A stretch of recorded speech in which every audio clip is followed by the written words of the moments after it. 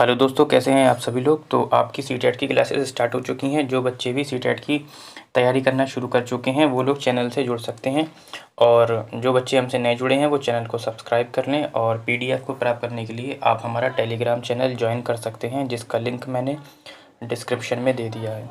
कल आपकी ईवीएस की क्लास जो हुई थी उसकी पीडीएफ भी टेलीग्राम चैनल पर अपलोड कर दी गई है। और हमारी 2 ई बुक हैं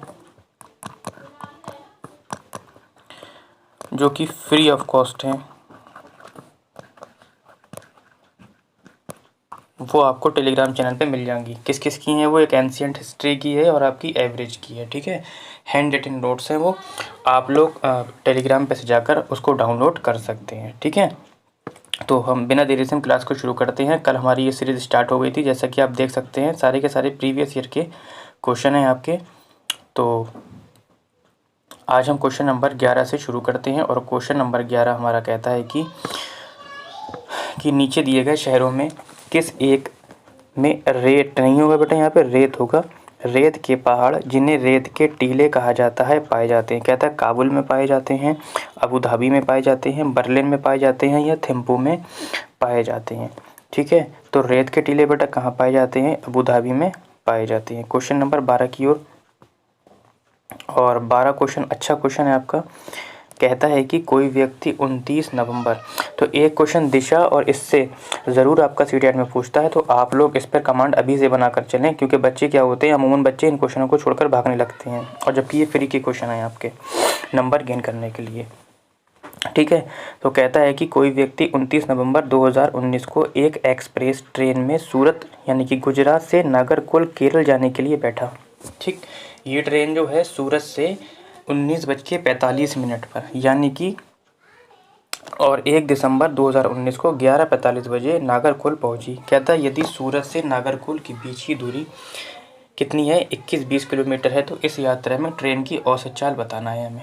ठीक है, तो इसको सॉल्व करने के लिए थोड़ा सा हम स्पेस ले लेते हैं और आप लोगों को अच्छे से समझ आते हैं। ठीक है, और आप लोग भी अच्छे से साथ में बने रहें, और क्वेश्चन कितने अटैम्प्ट किए ये भी बताएं। देखो 29 तारीख की बात कर रहा है वो, कितनी तारीख की बात कर रहा है, 29 नवंबर की।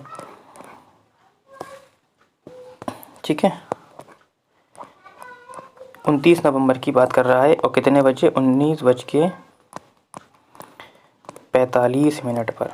ठीक, अब जैसे ही रात के 24 बजेंगे वैसे ही आपकी कितनी तारीख हो जाएगी, 30 नवंबर हो जाएगी। ये तो पता ही है ना। तो यहाँ से लेकर यहाँ तक की कितनी घंटे हो गए, तो यहाँ से लेकर यहाँ तक के कितने घंटे हो गए, 4 घंटे 15 मिनट हो गए आपके। ठीक, अब अगले 24 घंटे के बाद 1 तारीख हो जाएगी, ये तो पता ही है ना। तो यानी कि जैसे ही दोबारा 24 बजेंगे तो कितनी तारीख हो जाएगी, 1 दिसंबर हो जाएगी आपकी। तो यहाँ से लेकर यहाँ तक अगले 24 घंटे हो गए आपके ये। ठीक है, ये समझ में आ गया होगा इतना। यानी कि 29 नवंबर को 19:45 में गाड़ी चली हमारी। ठीक है, फिर जैसे ही 24 बजे 30 तारीख हो गई, तो हमारे कितने घंटे हो गए, 4 घंटे 15 मिनट हो गए। फिर अगले 24 घंटे के बाद 1 तारीख हो जाएगी, और 1 तारीख की सुबह में कितने, 11:45 पर, कितने बजे, 11:45 पे वो नागरकोइल पहुंच गई। तो यानी कि यहाँ से यहाँ तक लेकर कितने घंटे हो गए आपका, तो 11 घंटे 45 मिनट हो गए। तो इन सबको आप क्या कर लेंगे, इनको और इनको ऐड कर लेंगे, आपको टोटल टाइम मिल जाएगा। तो टाइम आपका कितना आ जाएगा, जब हम इसको ऐड करेंगे बेटा, तो टाइम कितना आ जाएगा, 40 घंटे आ जाएगा आपका टाइम। ठीक, क्वेश्चन में आपको डिस्टेंस दे रखी है, कितनी दे रखी है डिस्टेंस, 21-20 किलोमीटर दे रखी है। ठीक है, ये तो आपको पता ही है, 21-20 किलोमीटर दे रखी है। हमसे क्या पूछ रहा है, वो स्पीड पूछ रहा है, यानी कि चाल पूछ रहा है। तो चाल बराबर क्या होता है, ये तो सभी को पता होगा कि चाल बराबर क्या होता है, चाल बराबर दूरी बटे समय होता है। तो दूरी हमें दे रखी है 21-20 किलोमीटर, और समय हमें दे रखा है 40 किलोमीटर। 0 से हमने 0 काट दिया, 4 से हमने काट दिया 53 बार में, 4 पंजे 20, 1 बचा, 2 को दे दिया, 12 हो गया, 4 तियाँ 12। तो उत्तर हमारा आ जाएगा बेटा 53 किलोमीटर पर आवर्स। ठीक, इस क्वेश्चन में किसी को भी दिक्कत अगर हो तो कमेंट सेक्शन में आप बता दीजिए। तो इससे रिलेटेड मैं एक वीडियो पूरे क्वेश्चन की, जितने भी क्वेश्चन इस टाइप के हैं सबकी बना दूंगा। ठीक है, कमेंट सेक्शन में आप लोग अपने अपने आंसर ज़रूर देते रहें। आंसर देने से क्या होता है, आपको क्वेश्चन के आंसर ऑटोमेटिकली याद हो जाते हैं। ठीक है, तो इसका आंसर हो जाएगा 53। ठीक, अपने क्वेश्चन पर आ जाते हैं। तो हमारा उत्तर हो जाएगा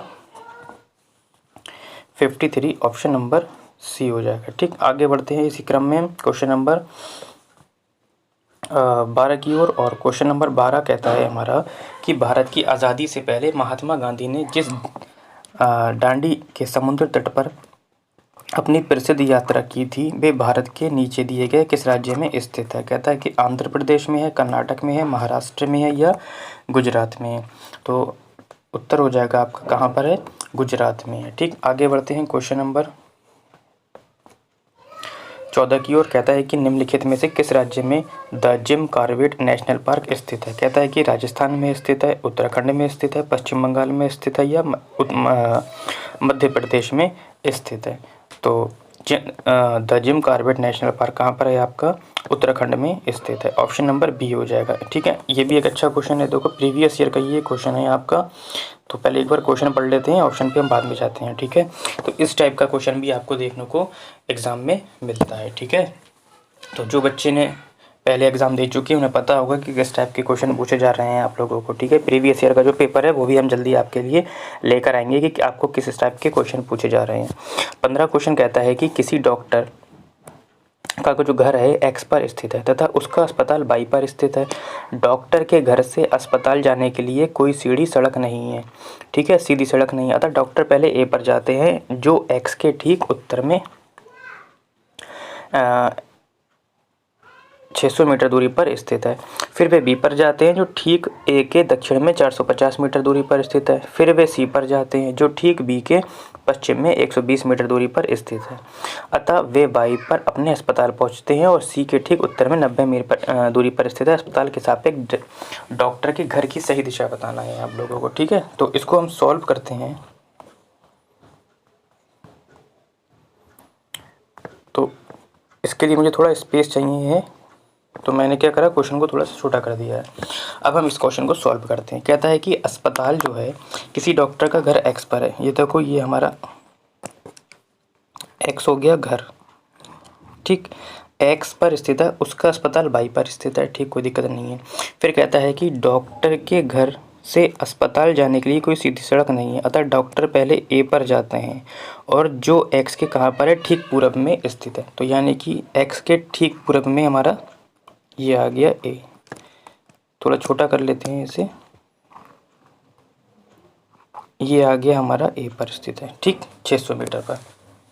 दूसरा, फिर कहता है कि 600 मीटर पर स्थित है। फिर कहता है कि फिर वे बी पर जाते हैं। देखो, फिर वे बी पर जाते हैं जो ए के ठीक दक्षिण में है। तो ए के ठीक दक्षिण में है, ये आ गया ए के ठीक दक्षिण में। ठीक, फिर क्या कहता है,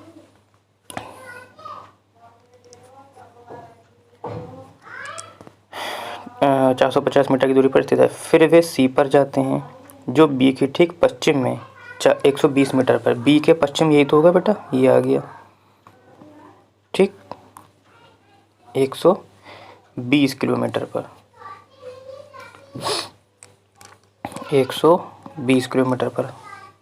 फिर कहता है कि और अंत में वाई पर अपने अस्पताल पहुंचते हैं जो सी के ठीक उत्तर में है। तो सी का ठीक उत्तर बेटा ये होगा ना, और ये हमारा वाई यानी कि अस्पताल आ गया 90 मीटर पर। ठीक, तो ये हमारा बना। ठीक, समझ गए आप लोग। एक्स से 600 मीटर पर जाना है हमें, जो एक्स के पूरब में स्थित है। फिर हमें कितना जाना है, 450 मीटर जाना है जो ए के दक्षिण में है। फिर हमें 120 मीटर जाना है जो बी के पश्चिम में है। फिर हमें अस्पताल पहुंचना है जो सी के उत्तर में है। अब वो कह रहा है कि अस्पताल के सापेक्ष। तो एक आप फ्रेंड्स ये समझ लीजिए बेटा कि जब भी क्वेश्चन में ये बोले कि अस्पताल के सापेक्ष, यानी कि जिसके भी सापेक्ष बोलेगा तो वहीं पर हम क्या करेंगे, दिशा का निर्धारण कर लेंगे। ठीक है, फिर से समझ लीजिए, जहाँ पर भी सापेक्ष बोलेगा, किसी के भी सापेक्ष बोले, जैसे यहाँ पे अस्पताल के सापेक्ष बोला है तो अस्पताल है मेरा ये वाई, तो मैं यहीं पर दिशा का निर्धारण कर लूँगा। इस तरीके से कलर को चेंज कर लेते हैं, इस तरीके से। देखो, एक मिनट, ये अस्पताल है तो मैंने यहाँ पे दिशा का निर्धारण कर दिया। तो कह रहा है कि y के सापेक्ष यानी कि अस्पताल के सापेक्ष घर की दिशा क्या होगी, तो ये आएगी आपकी घर की दिशा। अब ये दिशा कहाँ जा रही है, पश्चिम में जा रही है और किसके, उत्तर के बीच में, यानी कि उत्तर पश्चिम आपका क्या हो जाएगा, उत्तर हो जाएगा। तो फिर से समझ लीजिए, जिसके भी सापेक्ष बोलेगा उसी पर हम दिशा का निर्धारण कर देंगे। ठीक है, आगे बढ़ते हैं क्वेश्चन नंबर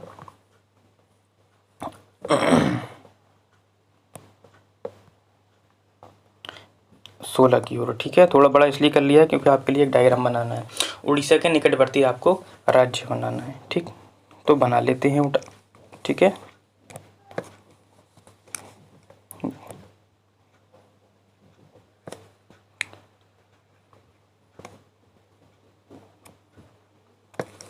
ठीक है, इसी क्रम में हम, क्योंकि हमें उड़ीसा बनाना है इसलिए इसको हम थोड़ा सा अच्छे तरीके से बना लेते हैं। ठीक है, आपको अगर मैप याद है तो बेटा आप हर तरीके का क्वेश्चन सॉल्व कर सकते हैं। ठीक है, इसको थोड़ा आगे लेकर जाते हैं। ठीक,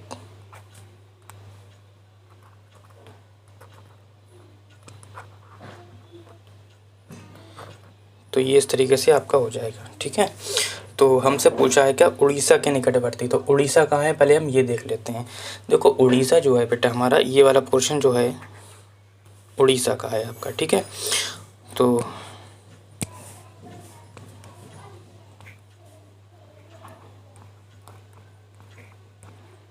ये हो गया उड़ीसा।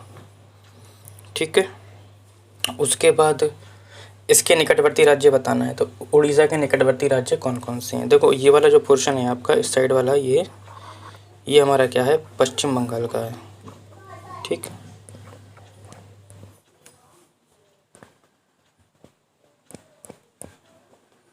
पश्चिम बंगाल का हो गया।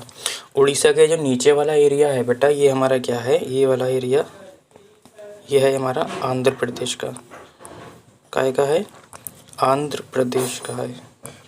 ठीक, अब उड़ीसा के जो चिपका हुआ राज्य है ये वाला हमारा, ये वाला राज्य कौन सा है, ये है हमारा छत्तीसगढ़।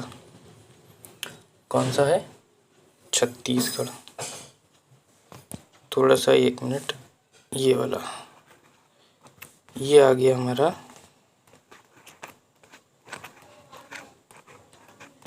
छत्तीसगढ़। अब एक राज्य और बचा है जो हमारा इन दोनों को जोड़ता है और जो आ जाएगा हमारा झारखंड। ठीक, अब आप लोग देख लीजिए कि कौन सा राज्य कहाँ पर स्थित है। ठीक, उड़ीसा के निकटवर्ती पूछा है, तो उड़ीसा के निकटवर्ती हमारा आंध्र प्रदेश भी है। ठीक है, आंध्र प्रदेश इसमें है। उसके बाद छत्तीसगढ़ भी है, छत्तीसगढ़ भी है। क्या कर्नाटक है, नहीं है। कर्नाटक क्यों नहीं हुआ, कर्नाटक हमारा इस साइड में है। ठीक, केरल हमारा ये वाला आ जाएगा पोर्शन, ये भी नहीं होगा। झारखंड बिल्कुल है, झारखंड। पश्चिम बंगाल भी है, छत्तीसगढ़ भी है। तो ऑप्शन नंबर हमारा सी हो सकता है। ठीक है, फिर कहता है मध्य प्रदेश बीच में है, ये नहीं होगा। महाराष्ट्र इस साइड में है, ये भी नहीं होगा। झारखंड है, तो हमारा ऑप्शन क्या हो जाएगा, ऑप्शन नंबर सी हो जाएगा। ठीक है, तो मैप की आप लोग तैयारी कर लीजिए। तो किस तरीके से क्वेश्चन पूछे जाते हैं एक बार मैं ये बता देता हूँ। एक तो क्वेश्चन ऐसे पूछ लेता है कि इस राज्य के सटे हुए राज्य बताइए। अमूमन राज्य जो हैं बेटा कहाँ से पूछे जाते हैं ये और समझ लीजिए। तो अमूमन जो राज्य हैं आपके इतने पूछे जाते हैं नीचे के, ये वाले, तो आपको ये रटे हुए होने चाहिए। यहाँ का कोई राज्य दे देगा, पूछ लेगा आपसे, ऐसे पूछ लेगा कि अरब सागर से जुड़े हुए राज्य बताओ, बंगाल की खाड़ी से जुड़े हुए राज्य बताओ, ऐसे पूछ लेगा। कोई राज्य देके पूछ लेगा कि इन चारों तरफ सटे हुए राज्य कौन से हैं। तो ये मैंने आपको बता दिया। तो आप नीचे का मैप अच्छे तरीके से तैयार कर लीजिए। आगे बढ़ते हैं क्वेश्चन नंबर 17 की ओर। और क्वेश्चन नंबर 17 कहता है कि बच्चों को पर्यावरण अध्ययन को सीखने के लिए खोजने के द्वारा पर्याप्त समय दिया जाता है। बिल्कुल, खोजने के द्वारा समय दिया जाना चाहिए। ये क्या इंगित करता है, कहता है कि पर्यावरण अध्ययन याद करके सीखा जाता है। नहीं, मैंने आपको कल एक टैगवर्ड बताया था कि जहाँ पर भी आपको क्या मिल जाए, याद करना मिल जाए, रट्टा मारना दिख जाए, क्या दिख जाए, रट्टा मारना दिख जाए, तो ये सब निगेटिव टैग वर्ड हैं। ये क्या होते हैं, सीटेट में ऑप्शन को क्या कर देते हैं, निगेटिव बना देते हैं, इसलिए ये ऑप्शन गलत हो जाएगा। कहता है पर्यावरण अध्ययन सूचनाओं के द्वारा सीखा जाता है। बिल्कुल नहीं, सूचनाओं के द्वारा नहीं सीखा जाता है, क्योंकि बच्चे अमूर्त चीज़ नहीं सीख पाते, प्राइमरी के बच्चे हैं। कहता है कि पर्यावरण अध्ययन शिक्षक केंद्रित है, बिल्कुल नहीं, बच्चों को बाल केंद्रित करके पढ़ाया जाता है। यानी कि जो हमारी विधि स्टेम अपनाई जा रही है वो कौन सी अपनाई जा रही है, बाल केंद्रित शिक्षा विधि अपनाई जा रही है। इसमें बच्चों को क्या दी जाती है, वरीयता दी जाती है, बच्चों को ही सर्वे सर्वा समझा जाता है। ठीक है, तो ऑप्शन नंबर हो जाएगा हमारा सी हो जाएगा। ठीक, आगे बढ़ते हैं। अगर हमें सही आंसर नहीं आता है तो हमें क्या करना है बेटा, हमें ऑप्शन को, जो हमें गलत ऑप्शन है उन्हें काटना है। इससे क्या होगा, हम सही उत्तर तक पहुंच जाएंगे। 18 क्वेश्चन कहता है कि निम्नलिखित राज्यों के समूह में से किस एक समूह के समुद्र तट अरब सागर से जुड़े हुए। देखो अभी मैंने बताया था आप लोगों को कि इस टाइप का क्वेश्चन भी मिल सकता है कि अरब सागर से जुड़े हुए राज्य बताइए, या आप लोग बंगाल की खाड़ी से जुड़े हुए राज्य बताइए। तो इस क्वेश्चन को थोड़ा सा छोटा करते हैं, जिससे कि हम, या बड़ा करते हैं, मैप बनाना है हमें यहाँ पे एक, तो मैप बना लेते हैं इसको इधर करके। ठीक, अरब सागर हमारा है। देखो पहले तो आप ये समझ लीजिए, इस साइड में हमारे मैप के, पहले हम मैप बना देते हैं एक।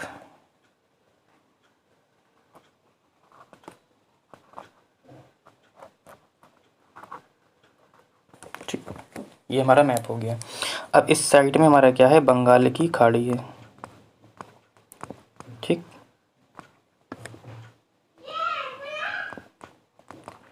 नीचे हमारा क्या है, हिंद महासागर है, और इस साइड में क्या है, हमारा अरब सागर है। ठीक, अब वो कह रहा है कि अरब सागर से जुड़े हुए राज्य बताइए। ठीक है बेटा, तो कौन कौन से हो जाएंगे देखते हैं। तो सबसे पहले जो आ जाएगा हमारा,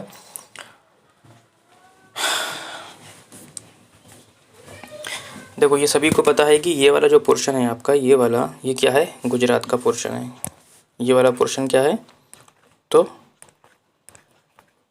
गुजरात का पोर्शन है। ठीक, दूसरा, गुजरात के जैसे ही हम नीचे आते हैं तो क्या मिल जाता है हमको, महाराष्ट्र मिल जाता है, ये वाला पोर्शन। तो ये वाला कौन सा हो जाएगा, महाराष्ट्र का। ठीक, अब महाराष्ट्र के जैसे ही हम नीचे आते हैं तो ये छोटा सा क्या मिलता है, गोवा। ठीक, अब जैसे ही हम गोवा के नीचे आते हैं, गोवा से ही जुड़ा हुआ सटा हुआ राज्य है यहाँ पे एक, क्या है, कर्नाटक है। उसका नाम क्या है,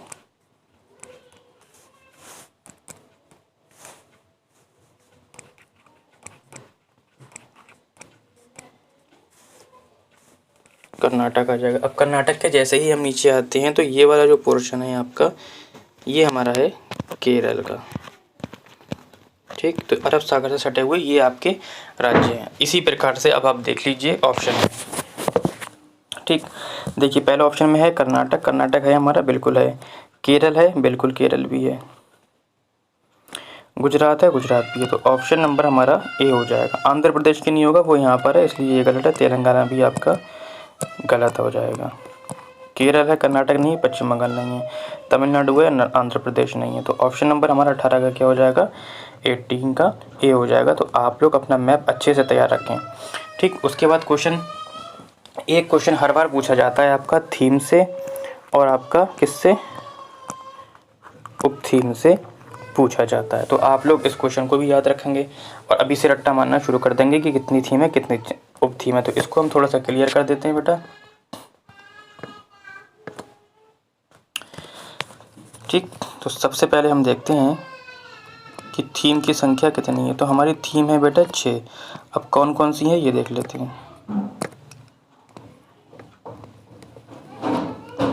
तो पहले नंबर में हमारा क्या आता है, परिवार एवं मित्र। दूसरे पे आ जाता है जल। तीसरे पे आ जाता है भोजन। चौथे पे आ जाता है आश्रय।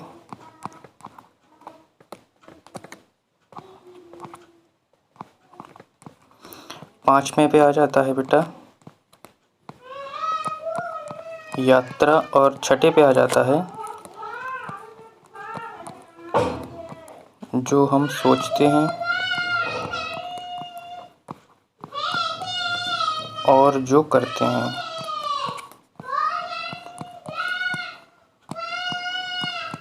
ठीक, ये हमारी 6 थीम हो गई। अब उपथीम पे आ जाते हैं। तो उपथीम की संख्या कितनी है? 4 है। कौन कौन सी है ये देख लेते हैं। तो संबंध हो जाएगा हमारा, ठीक।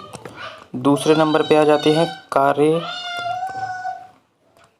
एवं खेल। तीसरी उपथीम है हमारी जंतु, ठीक।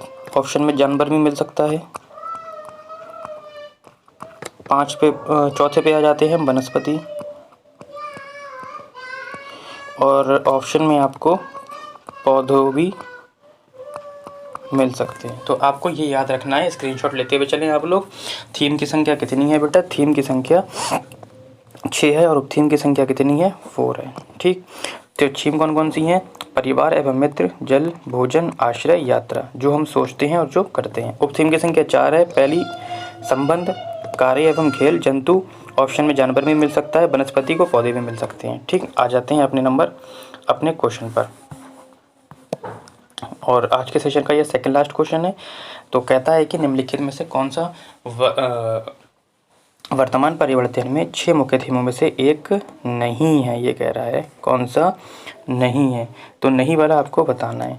देखो, भोजन हमारा थीम है, आवास यानी कि घर है, जो हम सोचते हैं जो करते हैं वो भी है। कार्य एवं खेल मैंने अभी आपको बताया था उपथीम है। ये क्या है? हमारी उपथीम है, ठीक है, उपथीम है, ठीक। आगे बढ़ते हैं आज के सेशन के लास्ट क्वेश्चन की ओर। और कहता है कि निम्नलिखित में से क्या पर्यावरण अध्ययन में आकलन के लिए संकेत नहीं होना चाहिए? ठीक, क्या नहीं होना चाहिए ये बताना। कहता है न्याय और समानता के प्रति सरोकार बेटा होना चाहिए, सहभागिता होना चाहिए एक दूसरे से मिलजुल कर, ठीक है। सहभागिता से क्या होता है? बच्चों में कल्पना शक्ति का विकास होता है। मैंने भी बताया था आपको, ऑप्शन पे याद करना मिल जाए, रट्टा मारना मिल जाए, ये ऑप्शन निगेटिव होते हैं, गलत है, इसलिए आपका नंबर सी गलत हो जाएगा। और फिर कहता है कि प्रश्न पूछना, बिल्कुल प्रश्न बच्चे पूछते हैं तो इसमें तर्क शक्ति का विकास होता है बच्चों की, ठीक है। तो ऑप्शन नंबर आपका क्या हो जाएगा? 20 का सी हो जाएगा। तो आज के लिए इतना ही।